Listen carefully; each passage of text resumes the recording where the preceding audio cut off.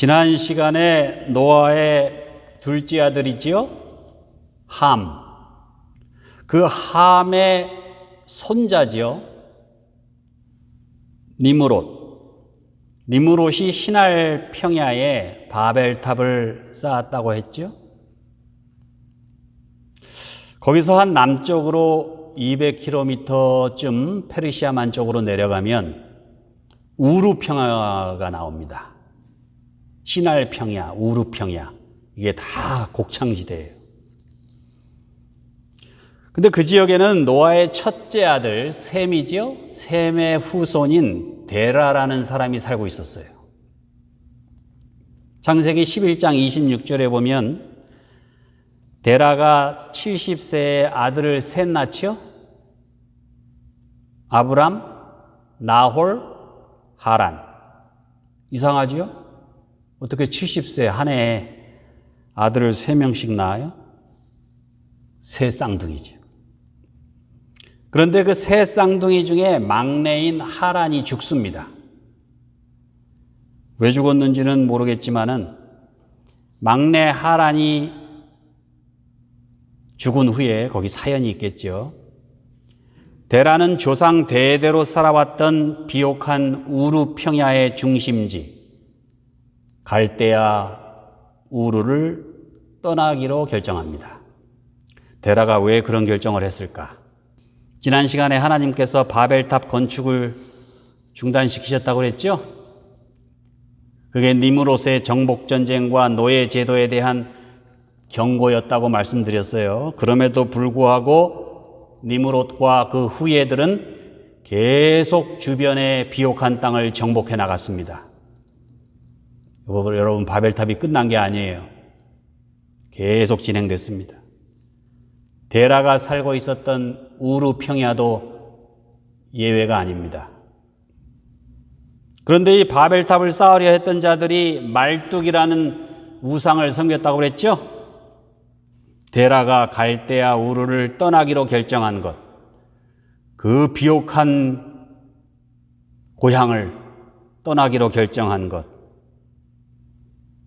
니므롯의 정복전쟁과 노예제도, 선량한 백성들을 노예로 삼아서 우상을 숭배하게 했던 그 니므롯의 후예들에 대한 그 포악한 폭정을 거부했기 때문이라고 저는 생각합니다.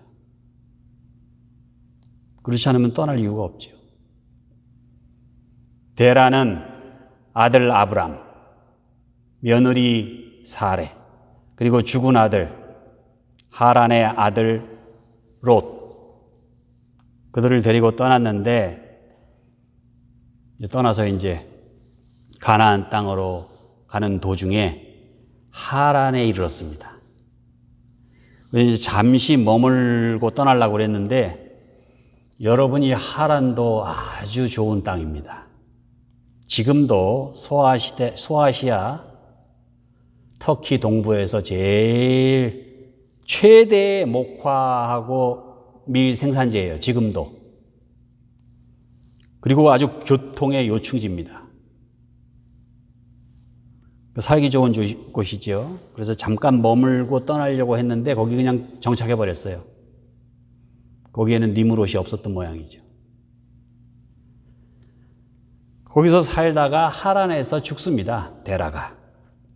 자, 이제 데라가 죽으니까 그 뒤를 이어서 가족들을 이끌어야 할 아브람. 하나님께서 그에게 이렇게 말씀하십니다. 여호와께서 아브람에게 이르시되 너는 너의 본토 친척 아비집을 떠나. 하란을 떠나라는 얘기죠. 내가 네게 지시할 땅으로 가라. 아버지 데라는 갈대아 우루를 떠났지만 하란은 벗어날 수 없었습니다. 먹고 살아야 되니까. 그러나 이제 아브라함은 그 하란을 떠나야 돼요. 그 하란마저도. 하란을 떠나 하나님이 지시할 땅을 향해 떠나야 했던 아브람을 한번 따라가 보겠습니다. 첫 번째, 아브람은 여호와의 말씀을 쫓아갔습니다. 4절이죠. 이에 아브라함이 여호와의 말씀을 쫓아갔고 롯도 그와 함께 갔으며. 아브라함의 아버지 데라는 바벨론 문명의 힘과 번영과 풍요를 상징하는 우상 말뚝을 거부해서 떠났습니다. 아브라함은 당시 최고의 교통 요충지요. 나중에는 거기서 철기 문명이 일어납니다. 인류 역사상 가장 잔혹했다고 하는 아시리아 제국의 중심지 하란입니다. 그 하란을 떠났습니다. 사람들은 반대로 했죠. 많은 사람들은 바벨탑을 쌓는 과정에서 떨어지는 떡고물을 얻어먹기 위해서 미신을 믿든 우상을 믿든 갈대아 우르로 다 모여들었어요. 사람들은 돈을 벌기 위해서 북적대는 교통의 요충지 하란으로 모여들었습니다. 데라와 아브라함은 떠났지만 사람들은 모여들었어요. 그런데 반대로 데라와 아브라함은 떠납니다. 자, 무엇을 기준으로 그런 결정을 했을까요? 여호와 하나님의 말씀으로. 우리네 인생을 살아갈 때 무엇을 결정해야 될 순간이 오죠? 머물러야 하나, 떠나야 하나. 어느 학교 가나, 어느 직장을 구하나, 어떤 사업을 할 건가. 선택의 기로에 설 때 무엇을 기준으로 한다고요? 내가 배운 지식과 정보, 그걸 통해서 하나님께서 지시하실 수도 있겠죠. 전문가의 의견도 중요하고, 다른 사람들이 다 하니까 대세를 따를 수도 있겠죠. 그러나 아브라함은 그런 것보다는 하나님의 말씀을 기준으로 했습니다. 본문 4절에 의하면 아브라함은 하나님의 말씀을 쫓아갔고, 롯은요? 롯은 아브라함을 쫓아갔습니다. 그러니까 하나님 말씀을 못 쫓아갈 것 같으면 하나님 말씀을 쫓아가는 사람을 쫓아가도 복 받아요. 하나님의 말씀을 쫓아간 아브라함은 하늘의 별같이 바다의 모래같이 많은 민족의 믿음의 조상이 됩니다. 그런데 아브라함을 쫓아가다가 더 큰 이익이 눈에 보여서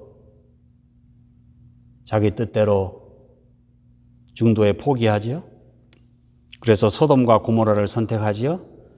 그래서 잘 나갔겠죠. 전성기를 누렸겠죠. 그러나 결국 어떻게 됩니까? 동굴에서, 소알성에서 딸들과 동침해서 후손을 얻어야 할 만큼 비참한 지경에 이르게 되죠.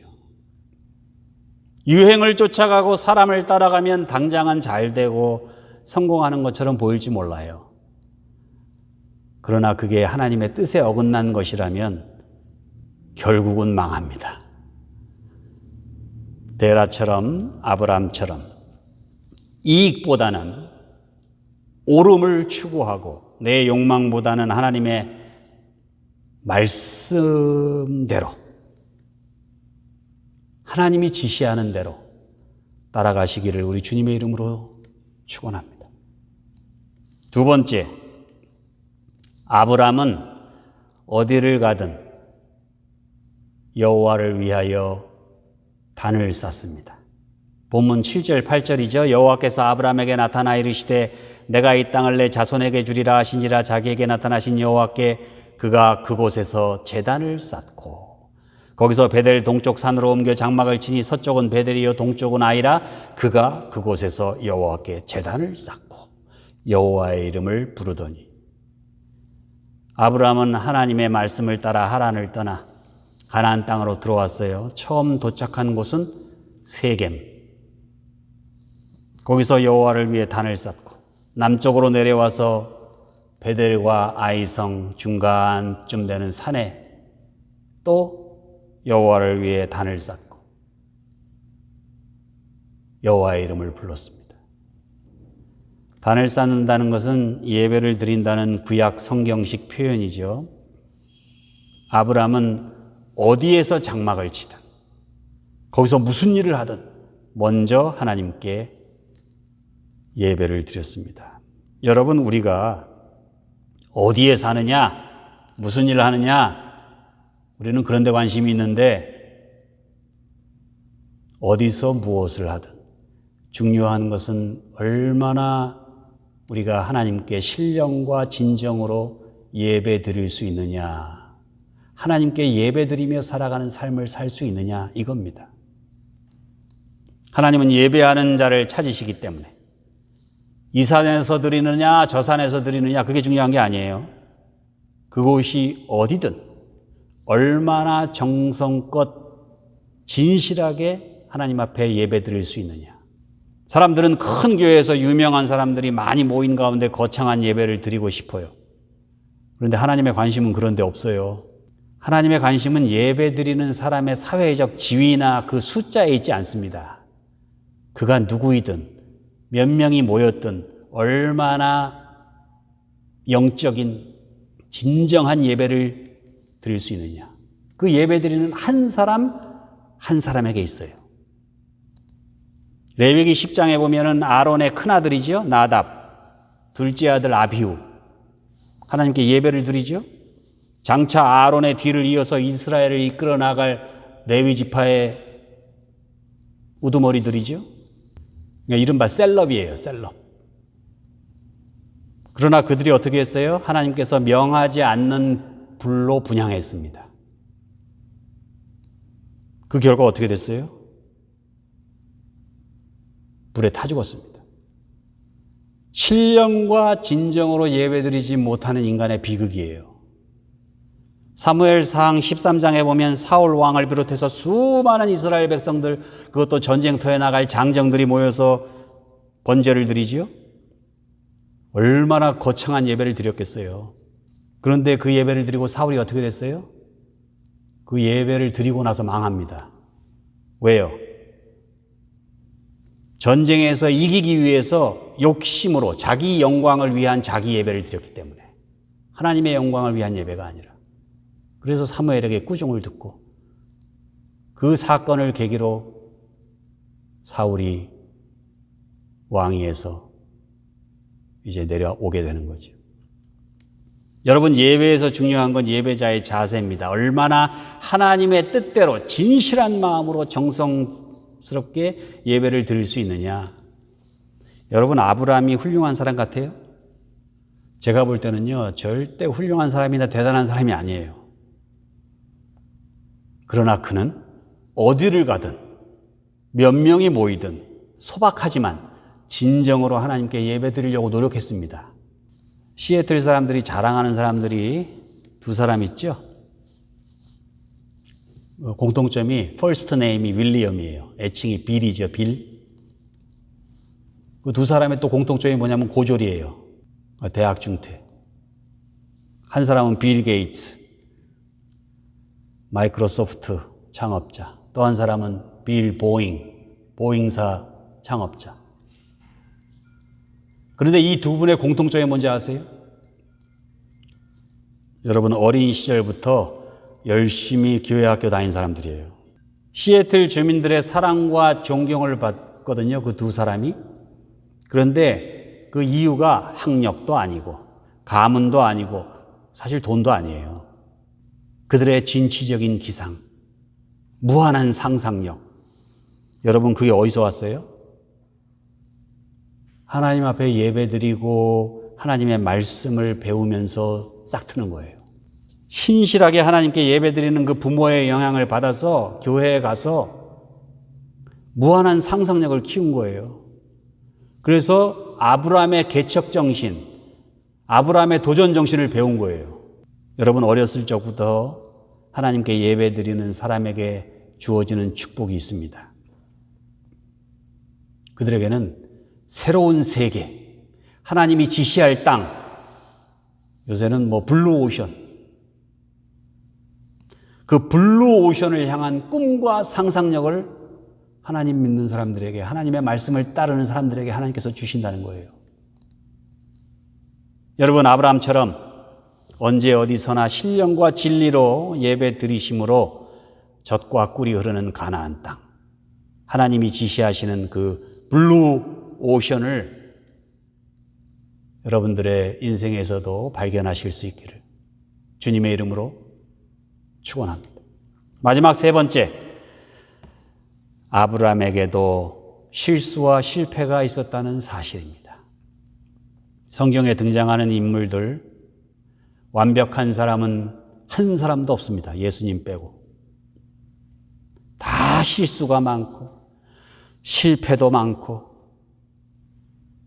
그러나 힘들고 어려운 상황 속에서 하나님의 부르심에 순종하려고 애썼던 사람들이에요.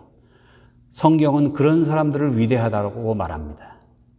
하나님은 죄 없는 사람을 찾는 분이 아니세요. 죄를 지었을 때 회개하고 돌이킬 수 있는 사람을 찾으십니다. 아브라함에게 허물이 많지요? 말하기도 부끄러운 허물. 가까스로 정착한 가나안 땅에 들어간 아브라함을 기다리고 있었던 게 뭐예요? 기근입니다. 먹을 게 없어요. 소문에 들으니 이집트 땅에 가면은 거기 먹을 게 있다고 그래서 이집트로 내려갔습니다. 근데 문제는 아내 사레가 너무 이쁜 거예요. 지금이야 뭐 경찰력이 있어서 시민들을 보호해 주지만은 아브라함 시대는 그냥 힘센 놈이 그냥 뭐든지 차지할 수 있는 거예요. 그래서 이집트 땅에 들어가기 전에 아브라함이 사라에게 이렇게 말합니다. 얼마나 비겁한지 보세요. 그대는 나의 누이라 하라. 그러면 내가 그대로 말미암아 안전하고 내 목숨이 그대로 말미암아 보존되리라. 예쁜 아내를 전방에 내세워서 자기 생명은 구하고 이익도 최대한 취하겠다는 아주 어리석고 비겁한 생각이죠. 아브라함이 예상했던 대로 이집트 사람들이 사례 보고 난리가 났습니다. 애굽 사람들이 그 여인의 심히 아리따움을 보았고 바로의 고관들도 그를 보고 바로 앞에서 칭찬함으로 그 여인을 바로의 궁으로 이끌어 들인지라. 바로 왕이 사례한테 반해가지고 사례를 왕궁으로 들여서 뭐 그 자리에서 그냥 뭐 다 결혼식 준비를 하는 거예요. 그리고 사례의 오빠라고 속인 아브라함을 바로 왕이 극진히 대접합니다. 처남이잖아요. 그러니까 양도 주고 소도 주고 노비도 주고 나귀도 주고 약대도 주고 그냥 금은 보아도 좋겠죠. 선물을 잔뜩 줬습니다. 그래서 이제 아내를 팔아서 엄청난 재물을 얻게 된 아브라함. 이런 사람을 믿음의 조상이라고 떠받드는 유대인들이나 아랍인들이나 여러분들이나 정말 한심하지 않습니까? 그런데 여기서 하나님이 개입하세요. 여호와께서 아브라함의 아내 사레의 일로 바로와 그 집에 큰 재앙을 내리신지라. 자, 이렇게 된 게 바로 책임이에요? 아브라함 책임이에요? 아브라함 때문에 생긴 일인데 하나님께서는 바로의 편을 안 들고 그 나약하고 한심하고 비겁하고 졸렬한 그 아브라함의 편을 들어주세요. 오히려 바로에게 큰 재앙을 내렸어요. 그래서 모든 일을 다 돌이키게 합니다. 재앙을 내려서. 재앙을 당하니까 뭐 주술사를 불러들여서 난리가 났겠죠. 점을 치고 뭐 알아보고 했더니만 사레가 아브라함의 누이 동생이 아니라 아내라는 사실을 알아낸 거예요. 그러니까 바로가 아브라함을 불러서 이르되 내가 어찌하여 나에게 이렇게 행하였느냐?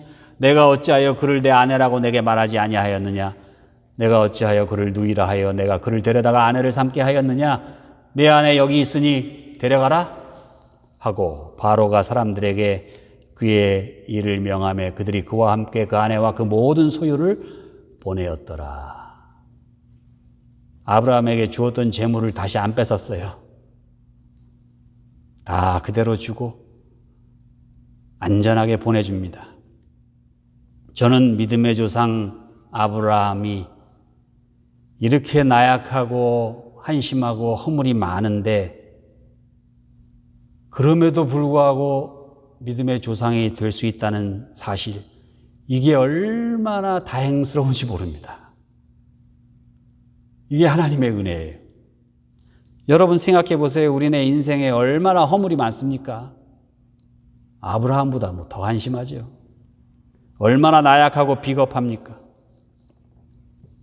여러분, 내가 잘나서 여기까지 왔고 내가 노력한 응분의 대가를 받아서 내가 이렇게 누리고 있다, 이렇게 큰 소리 칠 수 있는 분이 여기 계세요?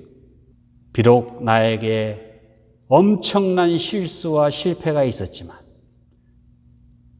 그래서 그 실패로 인해 낭망하고 좌절하고 죽으려고 생각했던 사람도 있을걸요? 그럼에도 불구하고 하나님 말씀을 쫓아가려고 하고 가는 곳마다 지친 몸뚱아리와 영혼을 이끌고 하나님 앞에 예배 드리려고 애쓰는 우리들, 그걸 하나님께서 기특하게 보시고 우리를 불쌍히 여기셨기 때문에 우리가 여기까지 온 겁니다. 그 우리를 보호하시려고 우리 하나님께서 우리를 대신해서 얼마나 마귀들하고 영적 전쟁을 치르셨는지 몰라요. 비겁하고 나약하고 실수 많고 죄 많은 나 때문에, 아브라함 때문에.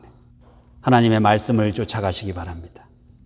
언제 어디서나 하나님께 단을 쌓고 예배 드리시기 바랍니다.